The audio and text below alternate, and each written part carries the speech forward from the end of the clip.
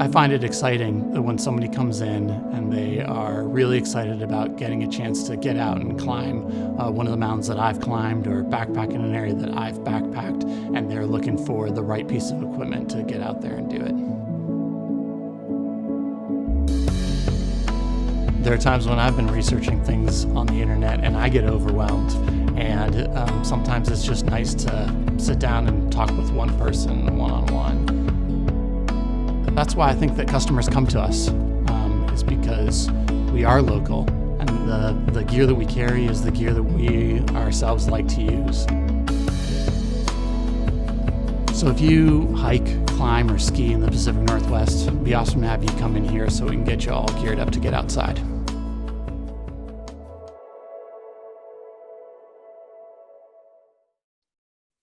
With that, we will move on to our panel this evening, which is titled Anti-Racism and Winter Recreation. At NWAC, we've always strived to create resources available to everyone. However, we acknowledge that we too have participated in upholding systematic racism through our belief that we could not impact it and should stay in our lane. We recognize this ability to not see and to remain silent is a privilege. As part of our larger conversation around our organizational values, we are examining our structure and looking for ways that we can make concrete steps towards a more anti-racist and inclusive world. The inclusion of this panel in this year's NSAW is one small step towards our greater goal of understanding how we can contribute to meaningful action in anti-racism work. You can learn more about NWAC's work with diversity, equity, and inclusion by following the link that will be posted in the chat. And we will also have more on it during my presentation on women's mentorship on Thursday. A couple of quick notes on this panel. We recognize that we will not have enough time tonight to cover many issues around anti-racism and winter recreation. However, our intention is for this to be a starting place and a way to normalize conversations around race, inequality, and barriers to access. The moderator will do his best to pull from your questions, but we will likely not get to all of them.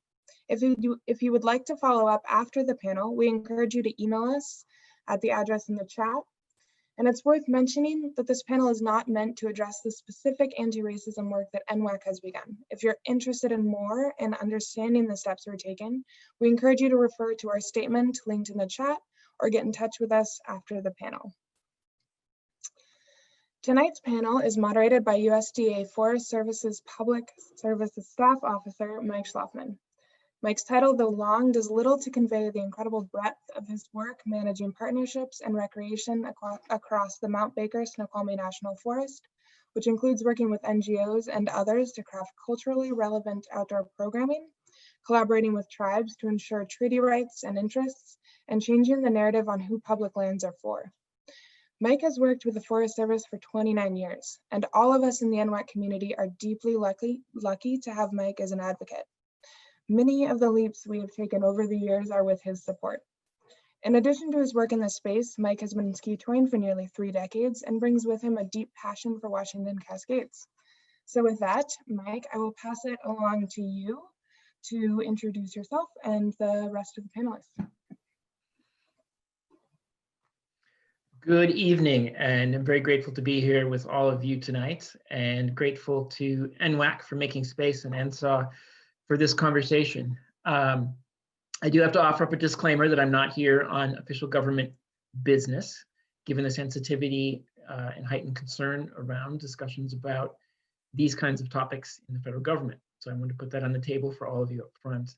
And thank you in advance for your openness to hearing things that you might find challenging and your willingness to grapple with these questions with us and our panelists, and a willingness to step into the space we're starting to create tonight, and I invite you, all of you, to make space for growth. This is the beginning of our next conversation, I think, both in my mind and all of us on the panel. So in the interest of inclusivity, we're going to have the panelists introduce themselves. Vasu, if you're ready and would like to start off. Sure, yeah. So my name is Vasu Sujitra. My pronouns are he, him, his, and I am on the lands of the Shoshone, Bannock, Salish, Kootenai, Crow, Northern Cheyenne, Blackfeet, and many other tribal nations that call Bozeman, Montana home. And I'm a professional athlete, primarily a skier and a mountain athlete. I am also a person of color, primarily first-generation Indian American, and a person with a physical disability with a right leg amputation. I work heavily in the diversity, equity, and inclusion world when it comes to the outdoor industry, and try to create strategies and take part in panels to broaden this perspective when it comes to how to make spaces more inclusive. Thanks for having me.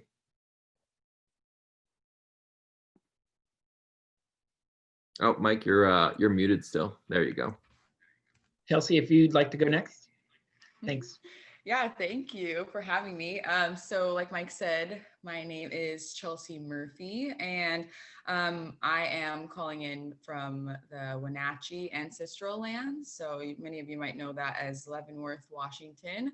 I've lived here for about 8 years with my family, and I am just a huge outdoor enthusiast. I love to hike and backpack and trail run and just get outdoors however the seasons present, which coming up soon will be snowboarding for me. I'm probably about 5 years new to snow sports, and last season I was getting really good, but COVID kind of cut that short for me. So we'll see what's coming up for this season.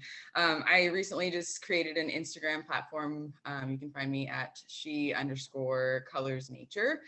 So I like to encourage Black mothers to get outdoors and just young kids to get outdoors and enjoy nature for all the health benefits and mental benefits as well. My mission is to just bring awareness to the lack of diversity in the outdoors and why that is, and just normalize conversations around racism and anti-racism, and just making sure that everybody knows that I definitely don't speak for all Black people. I cannot do that. So I'm just speaking from my lived experiences as they come. So I'm really just excited to be here on this panel so that we can kind of open up the larger conversation and get to know each other a little better. Thanks, Chelsea, and welcome. Aiden, if you'd like to introduce yourself. Hi there. Hey, everyone. Thanks for having me and for making space for these conversations. My name is Aiden Goldy. My pronouns are he, him, his. I'm actually a resident of the Rocky Mountains, skiing on the traditional lands of the Ute and Pueblo indigenous tribes, but certainly have a fondness for the Cascades as well. I have made a home here in the American West as an immigrant to this country. I was born in Chile, and I also lived in Peru and Canada before coming to the US.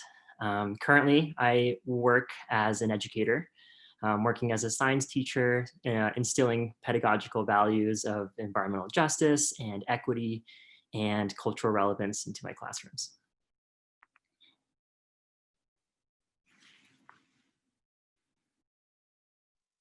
Thanks.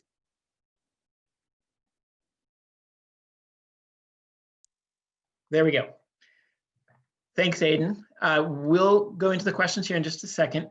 I wanted to make sure that we take some time to frame up the discussion. So in terms of process, we have 3 questions prepared in advance that we'll use as a jumping off point to get the dialogue going. Each of the questions has multiple components.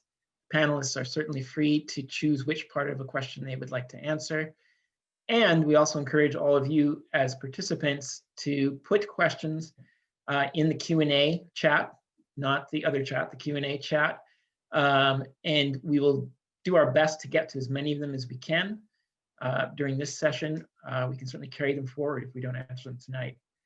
I do want to start off before we go into the questions with an acknowledgement, which I think Charlotte has already done, that the Backcountry is not a diverse place, and recognition and gratitude for the participation of the panelists, that the intersection of the lives of the people sharing with you tonight with diversity and inclusivity in the Backcountry may include negative experiences in their past or trauma, and all of us tonight are reserving the right to choose what questions people will answer, to choose how much of personal experiences are shared in this venue.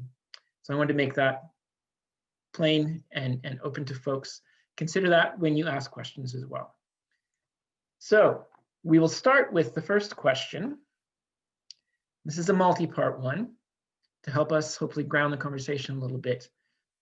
What might be an example of microaggressions, or less than micro, if you have those kinds of examples, that you or others may have encountered in day-to-day experiences in the backcountry? And then the follow-on would be how have those experiences, or how might those experiences have impacted your sense of belonging? And let's go in the reverse order we started in for the introductions. So that would mean, if you're ready, Aiden, you're up first. Sure, that's a great question. I think I would answer this kind of in a broad scale. When I think of backcountry skiing, my mind kind of always comes back to the idea of heuristics. Kind of asking yourself the question, what is that implicit human element that is hard to consider right now at this moment? And, backcountry decision-making is very nuanced and relies heavily on the way that partners communicate with one another in the backcountry. Obviously there's a lot of threats to heuristics. You may have heard of the acronym FACETS in our community, including things like the expert halo and, familiarity with the terrain is another one. But I think there's one that is not on this list that also should be included, and one that intersects with race and the idea of microaggressions that people of color will experience.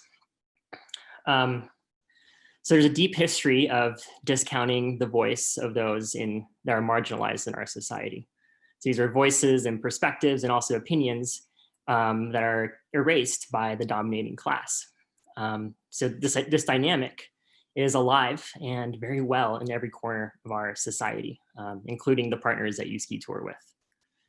So speaking as a teacher, I would say that I see this every day in an education system that's unjust, where Black and brown students are taught that their voice is not as important as their white counterparts, that those who identify as female have less of a voice than those who identify as male. These are dynamics that we need to be aware of during our backcountry recreation. So I could provide an example. A person of color is touring in a white-centered space with white partners, and they feel tentative about skiing or riding a slope, right? Their lived experiences in every other aspect of their lives will tell them that their opinions are going to be discounted in some way. And in many cases, this is true. In most cases, this is true. The opinions and viewpoints of those who identify as being marginalized will carry less weight. And I think that's a common microaggression that many people of color experience in the outdoors in general.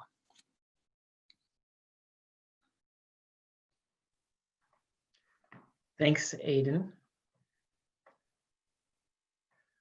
Chelsea, if you're ready. Yeah, so I think for me, when I think of the question, I don't have a lot of experience with microaggressions in the backcountry. Like I said, I'm fairly new to the outdoors, but I have had a lot of experience as far as microaggressions that I've received in that I can relate back to just being in a largely white community. So I know most of you probably are aware of where I live. And if you've been here, like the community is 86% white community, and then probably about 15% Latinx. And then there's like me and a few others. So I am often found in just a white-centric world around me. And that I think is super important just to pin here, that like, we can't just think of this question on a small scale, like how it pertains to the backcountry, because that's not the only place that it's happening. It's happening in everything that we do, right? If we think of systemic racism as something that is bleeding into every institution, every industry, every place that we go, then I don't necessarily like to answer this question on a small scale, like in reference to the backcountry. Like I think of it as a very larger scale because that's how it affects me. I didn't grow up skiing and snowboarding, but it wasn't because I didn't want to. It's because I was always faced with walls and barriers and obstacles that didn't allow me to enter into these spaces, even though I grew up, you know, pretty close to all the mountains and the resorts now I'm finding that weren't very far from my home. So I definitely deal with a lot of that imposter syndrome on a day-to-day, you know, just walking around my community even.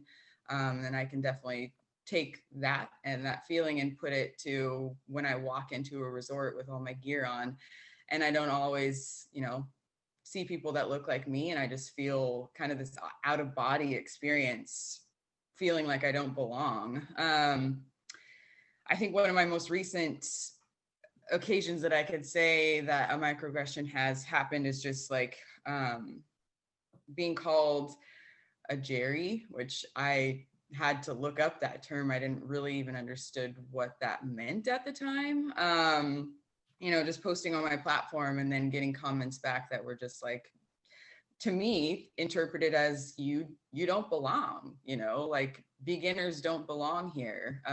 If you're starting from square one, you know, then come back when you're a professional or an elite, you know, and I may never be that. And so that's been a little bit hard for me to want to kind of step into this role of wanting to ski and snowboard, but just having so many reserves as far as like feeling like, is this the community that's here for me? Because if that's it, then I'm not necessarily sure that I want to recreate in that way. But I definitely was labeled as divisive, and I was labeled as racist for even combating those microaggressive comments. And I think that it's definitely important, again, to reiterate the fact that like these microaggressions, yes, we're talking about them in our communities and we're talking about them in other ways that we recreate, but it's definitely happening in the backcountry, and it's definitely happening on trail for me, you know, backpacking, trail running, it's happening everywhere. And I think the sooner we realize that it's not just happening in one space or another, and that it's happening in all of them, the better off we'll be. Thanks, Chelsea. Vasu, if you're ready. Yeah, totally. And Chelsea, I wanted to add on to that like that whole Jerry aspect is such a way of excluding people. Given that I'm a professional athlete and I get the clothing that makes me look like a skier, like seeing people skiing in jeans and still having a blast is so awesome. And just, you know, making sure that they're having a good time.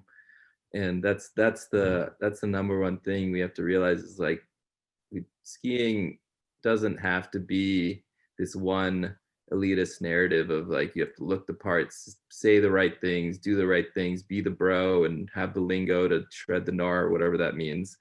It means so many different things to so many different people and so many different cultures, and we have to realize that that's so important to creating an inclusive community where, you know, I personally use adaptive equipment, and I have so many people come up to me to ask me like how I ski, good for you, you're an inspiration, all that stuff, which is bullshit to me.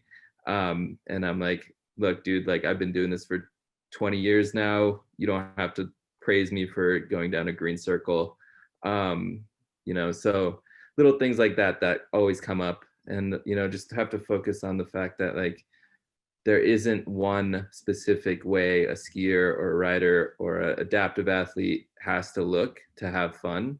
The only reason we do this sport is the feeling that we get from the sport itself. And, you know, once we start realizing and focusing on that, then we can try to connect it with everyone else to be able to provide the right resources to them if they are wanting to take part in that sport. So that's kind of where I'm at when it comes to a lot of these microaggressions, is like it's such a shallow understanding, and we just have to move past that and understand why we should stop doing it in the first place, and start using more inclusive language when it comes down to building stronger communities around something as minor as skiing when it comes down to the grand scheme of things. So thank you all. A couple things stood out in the first set of responses from me. And pieces I wanted to circle back and revisit real quick. I heard an underlying kind of theme connecting all three of you around microaggressions occurring in different ways, in sometimes subtle ways and sometimes very specific ways. And a question that came in while folks were listening was, what do we mean by microaggressions? And I think you gave some good examples, but I wanted to offer up the opportunity if someone would like to be more specific, or I can give the textbook answer.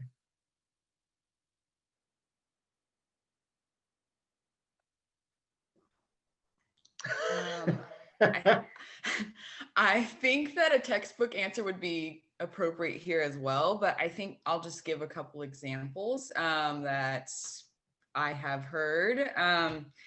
Like a microaggression is like a way of referring to, or maybe even attempting to build somebody up, but coming about it and laying it out in all of the wrong ways, right? So like someone looks at me and they're like, oh, you're really pretty for a Black girl, right? Like, oh, I really love like what you're wearing. I've never seen someone like you wear something like that before. Or, do you have an accent? I'm not really quite sure where you're from. Or just living in Leavenworth. You live here? It's just, it's just a town, right? Yes, I live here. But lots of different examples of microaggressions, but they definitely leave the person on the recipient end kind of wondering why it was said in the first place. So all I would add just a little bit is, they're brief, commonplace, daily, often verbal. For the person delivering them, they may feel unintentional. You may not be aware of the impact. Yeah. Another one I'd like to add is, especially given the access to mentorship, specifically in the snow sports world, to Black, Indigenous people of color, disabled folks, queer folks, mostly marginalized folks that have limited access to certain resources. Not many times, but a lot of the times we're not able to keep up in the sense of ability. And I know I've ran into that a lot on the hill, and I don't give a shit anymore. But like I'm always the last on the trail, or last on the skin track, and I'm just kind of in my own world, just whistling or doing my own thing. But that in itself is a nonverbal in itself for a lot of folks that might not know it. And trying to create some sort of inclusive environment in that sense would be being with your friend who might be going at a different speed than you, or just making sure that person is feeling included instead of just tailing behind, and just making sure that the group dynamics is moving in that sense as well. Thanks. Let's go on to the next question, if you guys are ready. What are specific ways, and I think you're starting to touch on these, the largely white backcountry community, and I just want to add, it's kind of fun to say that as a person of color, the largely white, to label people by their color. So I'm just going to say that the largely white backcountry community can engage with diversity, equity, inclusion, and representation, and specifically while recreating this winter. What are some actions we might be able to recommend or offer up to folks they could take this winter? Let's go in the same order. It looks like Aiden is chomping at the bit. All right, thank you. That's a great question. And it's also a hard question too, because thinking about actual like tangible steps, it can be challenging. And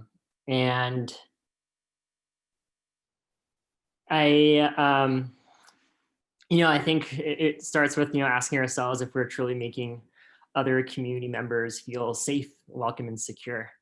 I think Chelsea really explained microaggressions beautifully, and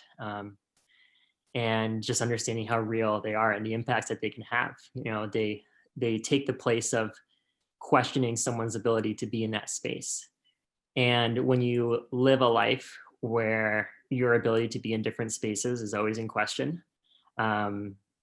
it's really easy to pick out, even though those might seem harmless and legitimate, questions or comments to make. It's still really easy to pick out the intention behind those comments. And I think when we think about the winter recreation community, a lot of the conversations that we end up having kind of stem from the image that we construct as a community. So what I mean by that is, think about all of the different bits of information that you pull in order to construct the idea of what is a winter sports community, right? You might pull it from different publications, so like magazines and films, blogs, the gear and advertisements that companies sell. It can also be from prominent athletes that have a large voice in the field. And you use all of these different bits of information to kind of construct an image of what, backcountry skiing or just the greater outdoor community looks like. And I think that there are many, many people advocating for change, and people are putting in that work, are continuing these conversations, but I think it also needs to fall on the large and prominent voices in our community to fully acknowledge that they have a role in sustaining white supremacy in this space. So some examples could be, if you see a ski film that only features white men, conquering mountains, call that out. Put yourself in the place of a consumer that wants to see something different. Hold these influential voices accountable.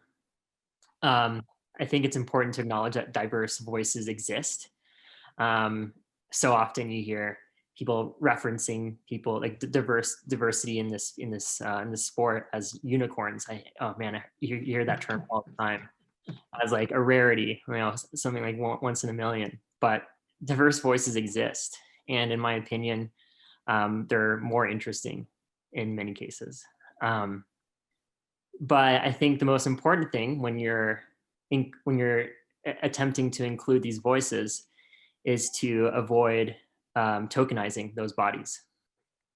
So including them just for the sake of diversity. I also think it's important to allow, Black and brown perspectives to share experiences outside of the theme of equity and inclusion. Those aren't the only things that we need to talk about. And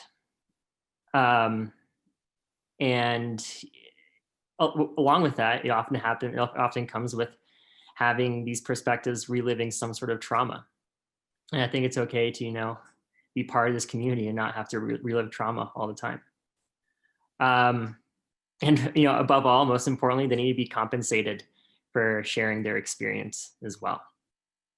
I know I kind of hit more on more systemic things and not so much on small tangible steps that you can take. But some examples of that might be to find nonprofits and support those nonprofits that are doing the work. Really take the time to learn the history of Indigenous lands, and also take the time to understand what Indigenous culture looks like today. It's alive and thriving. And I think those are small things that you can do to kind of see where identify the gaps in your own education and experiences, and ask yourself the question, what learning do I need to do to do the most to have the most understanding of the root causes? Thanks, Aiden. Yeah. Lots of good things. Chelsea. Okay, so just kind of the question recap was what can you be doing this winter, right, to work towards just a better, more diverse and equitable, inclusive community. I feel like I want to just say, I think everybody should, discover what it looks like to be anti-racist. If you have not yet read the book, How to Be Anti-Racist by Ibram X. Kendi, that might be a great place to start. And there's a lot of resources kind of floating around on the internet and social media where you can just clue yourself into like a what's next kind of idea, right? If you understand and believe that systemic racism is a problem and you want to see change within the Backcountry and the Avalanche community, then anti-racism is the answer. Like I think a lot of people have had a really hard time with the idea that they are racist, and I think that it's a lot more than that, and it's a lot bigger than that right now, because like that answer is stale to me right now at this point. Like we need to move past that idea and move further into just researching our history and the history of our country and doing better in so many ways. And I think if I was throwing out more of my opinions, I would definitely say that the want to be anti-racist is a heart issue in a lot of people. And I think that if we understand that it's not,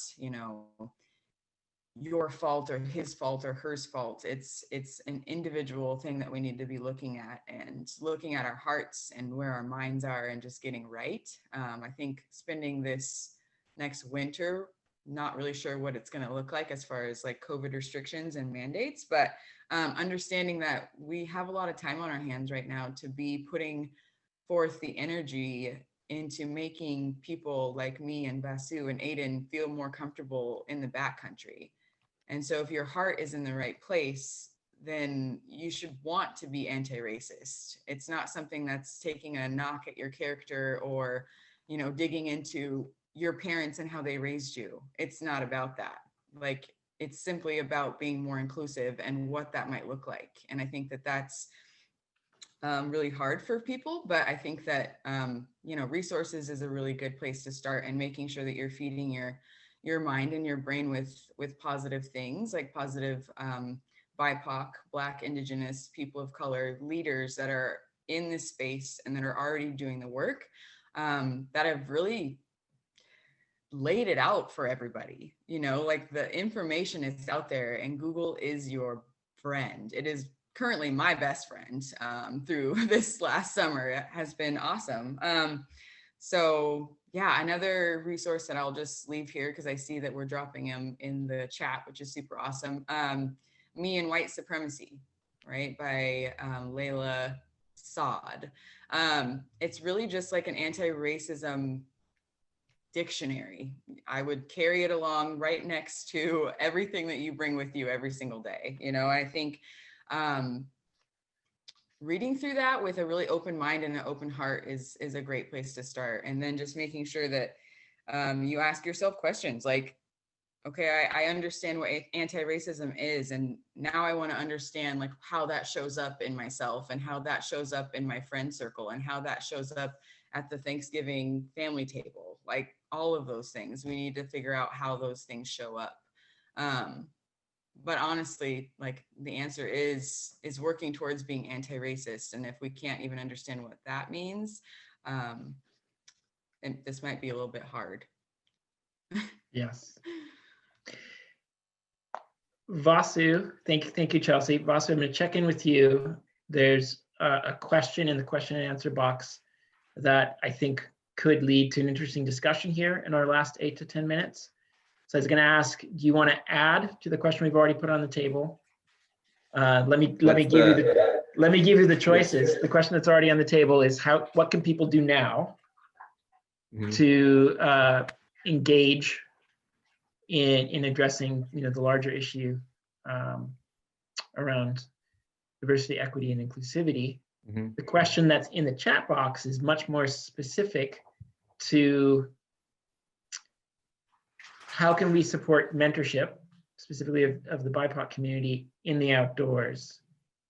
I want to put on the table, though, with the piece that's underneath it, the way it was framed up, and thanks to the brave person who is willing to say this, in the partial reality and the very strong perception that BIPOC people in different communities may or may not have the same ethic or same skill sets or same modes of behavior as the dominant backcountry visitor. Would you like to take on that question? Can I just take on both really quickly, I guess? Yeah. I don't know. Okay. So the mentorship one, specifically actually in the Cascade area, if you look up Climbers of Color, is a very influential organization. So there's 275 people in here. If each one of you give $5 to that organization, that's a way to support them. So that's a great way to provide mentorship. They are on the spectrum of ability. They're from intermediate, advanced to guides. So all they're kind of pushing a lot of affinity space. Affinity space is specific on identities and specific to BIPOC individuals to get their image, get the area on, get their woofer. So those are all mentorship programs. All those programs are based around BIPOC only. So it would be classrooms primarily full of Black, Indigenous people of color. And so those spaces feel safe and those microaggressions are few and far between. So that's an amazing mentorship opportunity for everyone in that area. And then as for ways people can be better allies, if people are creating events in the future, I would highly recommend to have folks of color be part of every single conversation that is being part of that conference or that event, instead of having them be part of the one anti-racism conversation that is part of the event. So not trying to point fingers at all, but that's what I've noticed here. So I'm just trying to make sure and acknowledge that as we move in conversation, that people are able to understand that diversity is part of the full spectrum of every single conversation. So whether that be talking about traveling on land or learning about avalanche safety or whatever, folks of color are always there in that conversation and need to be part of that conversation to provide that perspective. And then other ways like that I've held myself accountable. I know I'm not perfect, no one's perfect, but I can always strive to be. So I try to hold myself accountable as much as possible. I have what is called an accountability checklist. So if I do something problematic, a behavior that's problematic, I put a tally under that behavior. Let's say one of the behaviors that I'm most well known for personally is interrupting. So specifically interrupting other genders other than cis hetero men. So if I, let's say, interrupt someone besides my gender, I put a tally under that, and then for every tally, I donate $1 or $5 to an organization that is combating that systemic issue. So for that tally, I think I'm donating to Planned Parenthood to try to elevate women's rights more so. So little things like that. So it's like kind of a win-win. Like I don't want to donate more money, but if I do mess up, I'll donate it to another organization that's doing well or doing something to combat that behavior. So it's just it's a way to hold myself accountable by also providing something for the community at large. I think it's important, the idea of choosing to change and then holding yourself accountable. In our remaining time, I want to offer up to Chelsea and Aiden the same question. It's really framed around a good intention to support from a self-proclaimed white male here tonight to use the opportunity to support people of color, Indigenous people, by sharing his skills and sharing his experience, and wondering how to initiate that kind of first step or that dialogue or that opportunity to start building this bridge.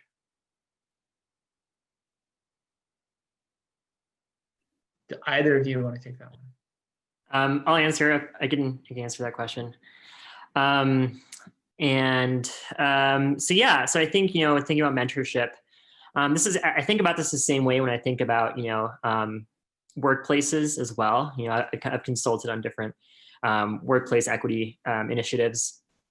And I think the most important thing to consider as a workplace and as an individual looking to mentor is, are you ready for that step?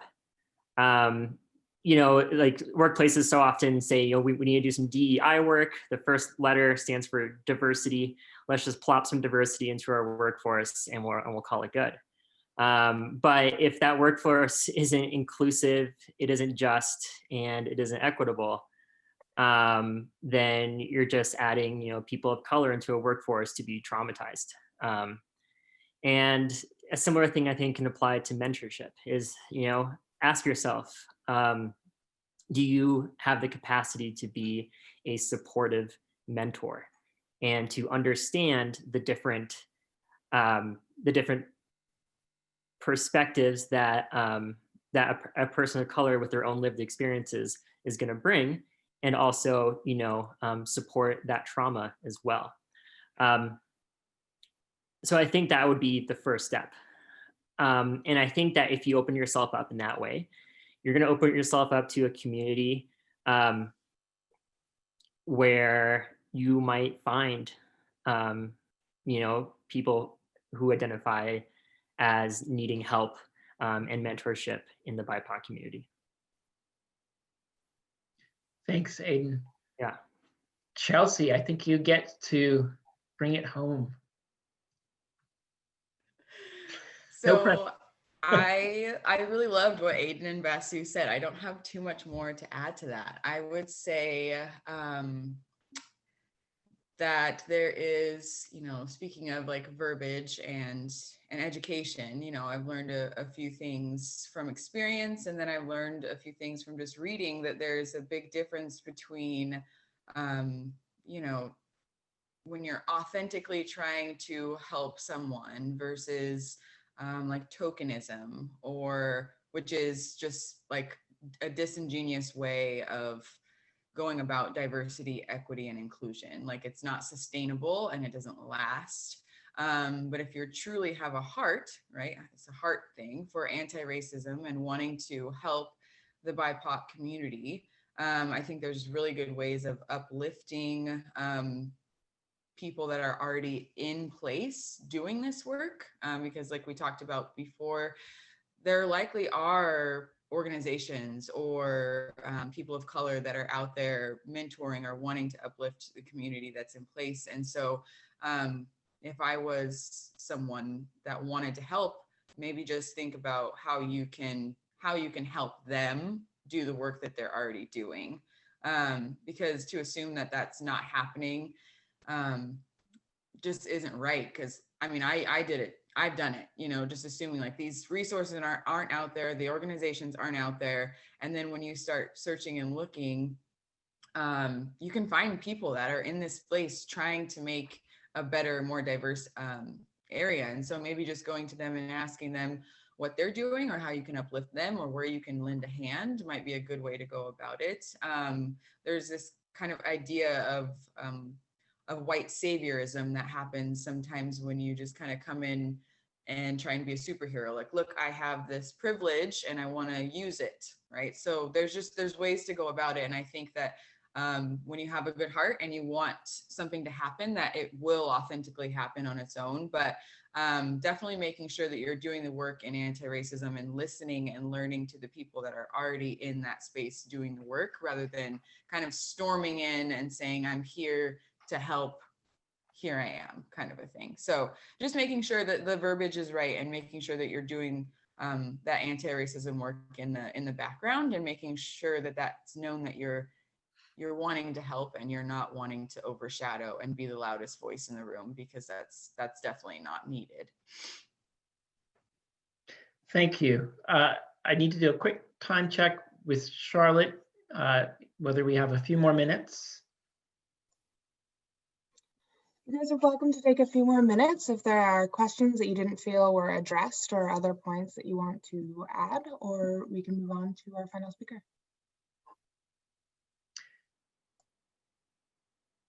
I'm looking at each of the panelists in case there's undoubtedly enough time for really important points. Oh, I yeah, say that. I could Go talk for about it. this for hours. So Exactly. I was saying that somewhat facetiously, because I think as people listening today and asking questions have probably figured out, there's a lot to grapple with. There's a lot to learn. I think that's a really pretty powerful takeaway. And it is, in my experience as well, Chelsea, as easy as digging in on Google, asking questions, looking for organizations who are already working in this space, because they do exist. There's at least a dozen in the greater Puget region who work in this space, connecting the outdoors and BIPOC communities. And then, I heard a strong ask for people, the 261 people on this virtual space with us tonight, to speak up, whether you're seeing inequities in how media and the industry represents backcountry and other outdoor experiences, support local and existing organizations. And I heard loud and clear, and for me this really stood out, take the initiative to learn about the place you live, about the history of Indigenous people in this place, past and present, and about the history of racism in this place, past and present. And bridging back to NSAW and where Charlotte opened, I think we heard Charlotte say that NWAC is committed to continuing down this path of taking steps towards doing better. And I think it's also fair to say, and hopefully the panelists would agree with me, that I think part of the ask tonight is for all 261 of you to also take more steps, take next steps on that journey, and to take some initiative.